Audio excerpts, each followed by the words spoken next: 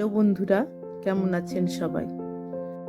মা ছেলে ব্লগের পক্ষ থেকে জানাই সকলকে স্বাগত এবং প্রীতি শুভেচ্ছা ও ভালোবাসা। 11:30 বাজে, স্নান সেরে তুলসী গাছে আর বেল গাছে জল দিতে চলে এসেছি। আর এই যে গাড়িটা আজকে ধুয়ে মুছে রাখা আছে, তো আমরা আজকে একটু বেরোবো, গ্রামের দিকে যাব। ছেলেকে পটিয়েছি যে পুজোটা করে নেওয়ার জন্য। ওর বাবা বাইরে মাল গেছে, তো সেই জন্য ওকে বলেছি যে একটু পুজোটা করে নেওয়ার জন্য। পুজো করে দেবে, পুজোটাও প্রথমেই করছে, তাই ওকে একটু বলে বলে দিতে হবে। তাই আমি ওইখানে বসলাম খাটটাতে। আমাদের ঘর, দুটো ঘর। এই ঘরটা খুবই স্পেসটা ছোট, আর এক পাশে খাট, ঠাকুরটা আমার জায়গাতেই আছে, কিন্তু অনেক ঠাকুর। তো ওকে আগে বলে দিয়ে গেছিলাম যে পুজোর যে ফুল, কালকের যে ফুলগুলো ছিল সেগুলো পরিষ্কার করে দেবে। ও পরিষ্কার করেই রেখেছে। এবারে এতগুলো ঠাকুরকে ফুল দিতে, জল দিতে তো সময় লাগবেই। ওই জন্য ওকে বলেছে যে আগে থালা, মানে প্রসাদের থালাগুলো সাজিয়ে নিতে। সব রেডি করছে। ছেলেকে তো শেখাতে হবে, ওই জন্য আস্তে আস্তে ও প্রত্যেক দিন আমার সন্ধে দিয়ে দেয়। ওর বাবা থাকে না, তো প্রতিদিনই সন্ধে দিয়ে দেয়। আমার এই বসে পুজো করতে অনেকটাই সময় লাগে বলে আমার খুবই অসুবিধা হয়, ওই জন্য পুজো করতে পারি না। তাই ছেলেকে বলতে ছেলে বা শুনে, ছেলে আমার খুবই বাধ্য ছিল। তো ছেলে দেখুন কত সুন্দর করে পুজো দিয়ে দিচ্ছি, কিন্তু ছেলে একটু কি খুব এখনকার দিনের ছেলেদের মতো অত চালাক চতুর না। তাই অনেকেই কেন, আমিও ওকে মানে একটু করি, মানে বকি ঝুঁকি। কারণ দেখুন এখন যা যুগ, চালাক চতুর না হলে তো ওকে তো পরবর্তীকালে ওকেই তো সেগুলো সারফেস করতে হবে না। তাই ওকে বকে ঝুঁকে একটু যাতে এগুলোর থেকে বেরিয়ে আসে, সেই জন্য ওকে বলা হয়। যে শিবকে বলেছি যে স্নান করাতে, তাই শিবকে একটা বড় বাটিতে নিয়ে আগে বললাম যে আগে জল দিয়ে ভালো করে ধুয়ে নাও, তারপরে তুমি মধু আর ঘি দিয়ে একটু স্নান করিয়ে তুমি বেলপাতা দিয়ে শিবকে সিংহাসনে তুলে দেবে। তো মধু তো ঢালতে গেলে অনেক বেশি ঢেলে ফেলবে বলে আমি ওই জন্য বলেছি মধু শিশির খুলে আঙ্গুলে করে নিয়ে শিবের গায়ে মাখিয়ে দাও, আর ওই ঘিটাও তাই করবে। তো এইভাবে ওকে একটু দেখিয়ে দিচ্ছি। আবার ওই পাশে যে ওই ঘরে ইস্ত্রি করব বলে সব কিছু ব্যবস্থা করে রেখে দিয়ে এসেছি। মানে ইস্ত্রির সুইচটা দিয়ে আসিনি, কিন্তু সব বের করে রেখে দিয়ে এসেছি। তো ওকে আমি বলে দিচ্ছি, ও করছে। আমি এখানে বসে আছি, এখানেই বসে আছি, তাই বসে সব দেখিয়ে দিচ্ছি। আর ওর পুজোও প্রায় হয়ে গেল, সব ধূপ দেখিয়ে দিচ্ছে, করছে। ও শাঁখ বাজাতে পারে না ভালো করে, তাই আমাকে বলছে মা একটু শাঁখটা বাজিয়ে দাও তো। তারপর ওকে বললাম প্রণাম করে তুমি উঠে যাও, তারপর কিছুক্ষণ পরে এসে তুমি এই প্রসাদগুলো তুলে দাও। আর আমি ওইদিকে চলে যাব, ইস্ত্রিটা করা বাকি আছে, ইস্ত্রি করবো। এই আমার জামাটা এই জামাটা আমি পরে যাবো। এই জামাটা আমি ইস্ত্রি করেছি, এই জামাটা আমি নিজেই বানিয়েছি। আমি টেলারিংয়েরও কাজ করি। তো এই জামাটা আমি শান্তিনিকেতন বাটিকের চাদর থেকে এই জামাটা কিন্তু আমি বানিয়েছি। আমার বাটিকের চাদর খুব ভালো লাগে, কিন্তু চাদর গায়ে দিয়ে চলাফেরা করতে আমার আবার প্রবলেম হয়।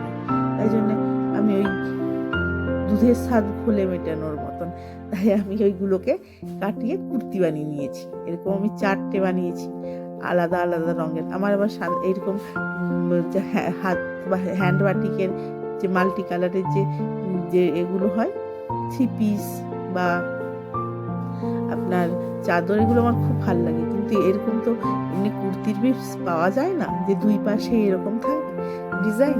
তো এরকম আমি তাই চাদর বা কাটিয়ে বানিয়েছি।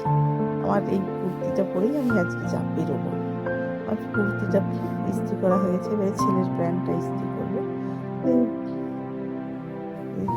ছেলে আমার এই প্যান্টটা খুব তার মানে প্রিয়, সে যেখানেই যাবে এই প্যান্টটাই তার চায়।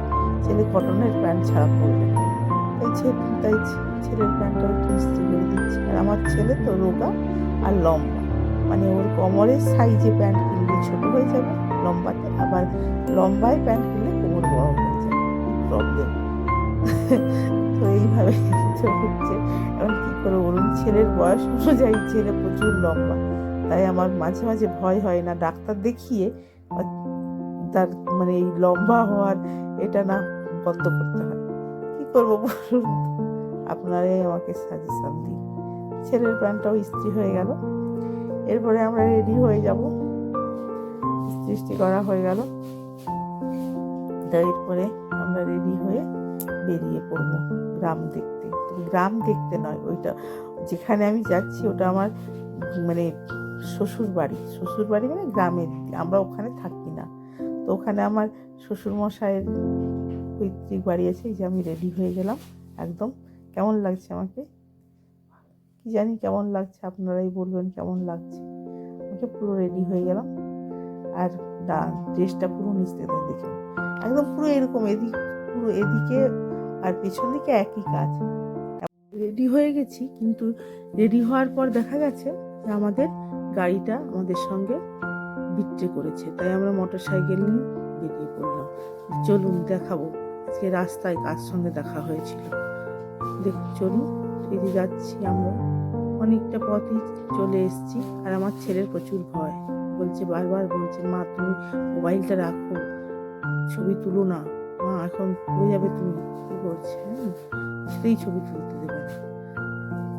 কত সুন্দর সুন্দর পরিবেশ, আর কত মাঠ মাঠ মাঠ, কত দূর চলে যাচ্ছে মাঠ, শুধুই আমাকে বাধা দিচ্ছে। তার মাঝে এই যে দেখা হয়ে গেল হনুমানজির সাথে, জয় হনুমান। এই দেখুন হনুমানজির সাথে দেখা হয়ে গেল। আবার দেখুন কত খেজুর গাছে সব হাঁড়ি বাঁধা আছে। এইটা দৃশ্যটা দেখলেই সেই গানটা মনে পড়ে যায়, খেজুর গাছে হাঁড়ি বাঁধো মন। এইভাবে আমরা চলছি অনেকটা পথ, প্রায় আপনার প্রায় 1-1.5 ঘন্টার পথ আমাদের এরকম মোটর সাইকেলে করেই যেতে হয়েছে। একটার পর একটা গ্রাম পেরিয়েই যাচ্ছি। গ্রামের অপরূপ সুন্দর দৃশ্য। এই যে দেখুন সবাই বসে আছে, সবাই রোদ পোয়াচ্ছে।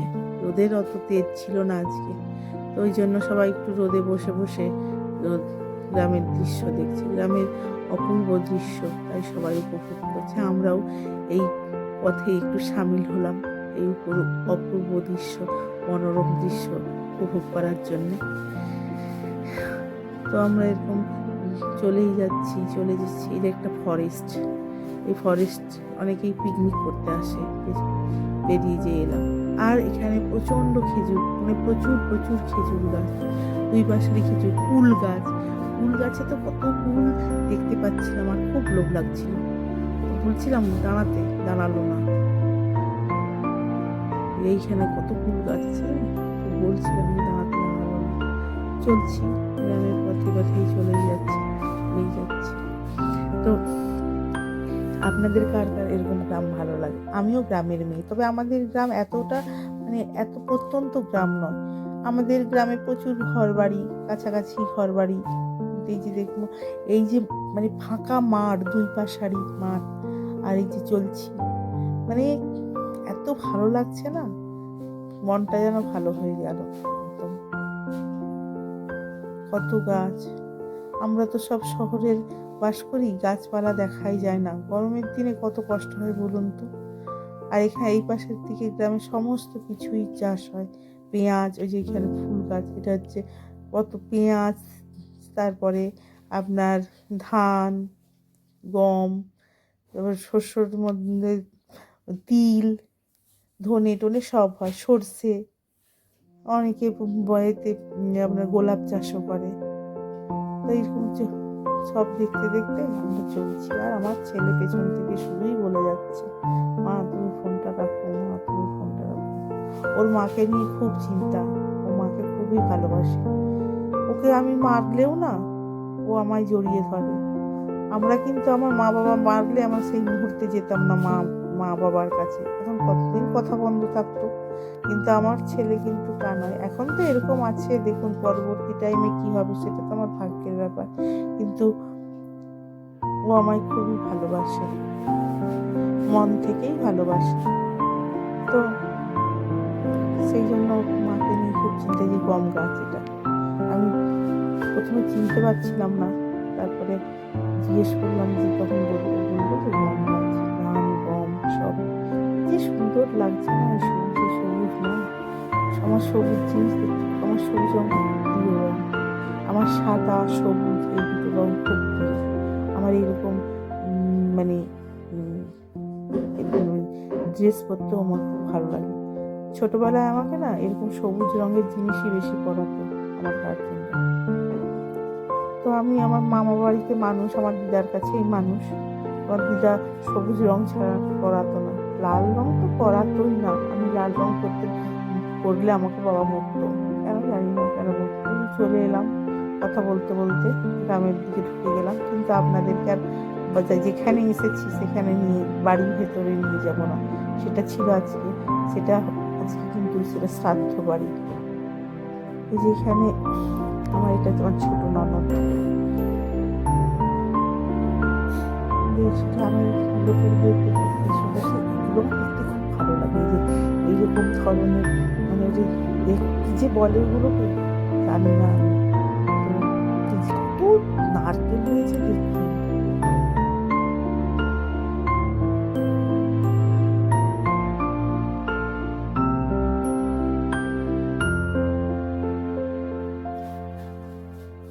আমরা একটু গ্রামের মাঠ দেখতে যাব, তো আর আপনাদেরকে ওই বাড়ির ভেতরে নিয়ে গেলাম না, এটা ছিল শ্রাদ্ধ বাড়িতে আমরা এসেছিলাম, যেখানে ওরা সবাই দাঁড়িয়ে ছিল, ওই বাড়িটা না, ওখানে সব গ্রামের মানুষরা আমাদের পরিচিত, তো তাই হচ্ছে সবার সঙ্গে গল্প ওখানে দেখা করে আমরা ভেতরের দিকে চলে গিয়েছিলাম। এদিকে মাঠ দেখতে এসেছি, এই যে আমার ছেলে আমাদেরকে দেখে ও কিন্তু, আমি যে এই দিকে ঘুরিয়ে ক্যামেরাটা ঘুরিয়েছি, ও অমনি ওই দিকে চলে গেছে সূর্যটা, আর আমি আর ওর বাবা এখানেই দাঁড়িয়ে আছি। আর ওর বাবা ওই প্রতিবেশী একজনের সঙ্গে দেখা হয়েছে, উনি কথা বলছে, আর আমি তার মাঝে একটুখানি হেসে নিজেকে একটু ক্যামেরায় দেখে নিলাম। কার না ভালো লাগে বলুন নিজেকে দেখতে, যেমনই পেতনি হই আর যাই হোক। আর ওই পেছন দিকে দেখছেন, ওইটা হচ্ছে বাংলাদেশের বর্ডার। আমাদের এই যে যেই গ্রামে এসেছি না, ওই গ্রামের নাম পিঁপড়েগাছি। তো পিঁপড়েগাছি বাংলাদেশের বর্ডারের সামনাসামনি। তা ছেলেকে এবারে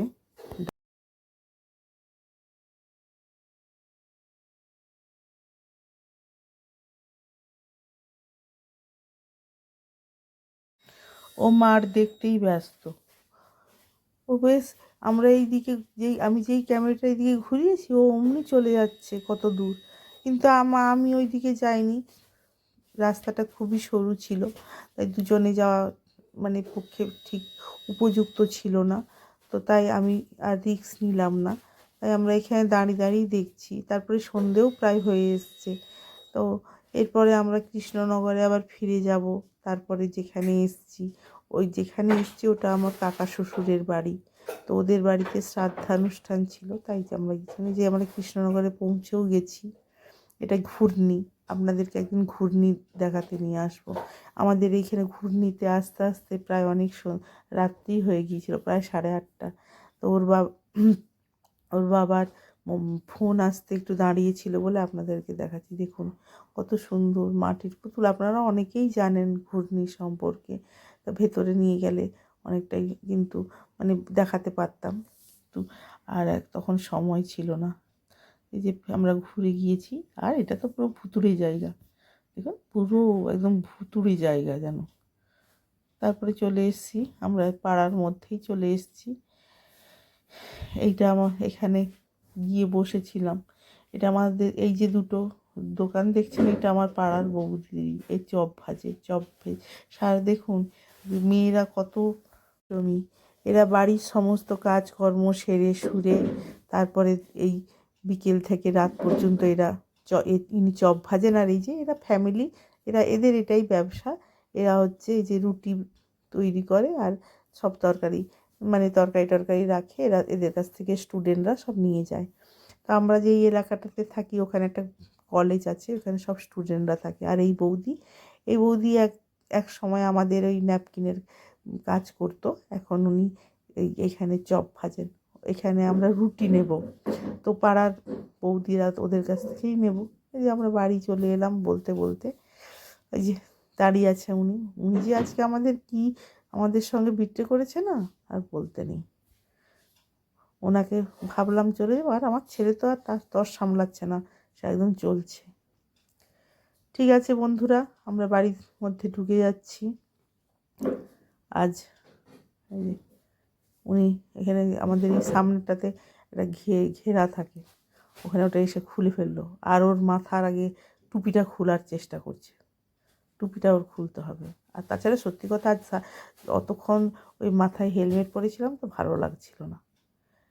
ঠিক আছে বন্ধুরা, আজ তাহলে এখানেই আমরা এই ব্লগটা শেষ করছি। দেখুন আমাকে ঝোড়ো কাক লাগছে। তাহলে আজ এই পর্যন্তই। আমাদের ব্লগটি যদি ভালো লেগে থাকে একটা লাইক করে দেবেন, শেয়ার করে দেবেন, আমাদের পাশে থাকবেন। আর আপনাদের সুস্থতা কামনা করে আজ এইখানেই ধন্যবাদ।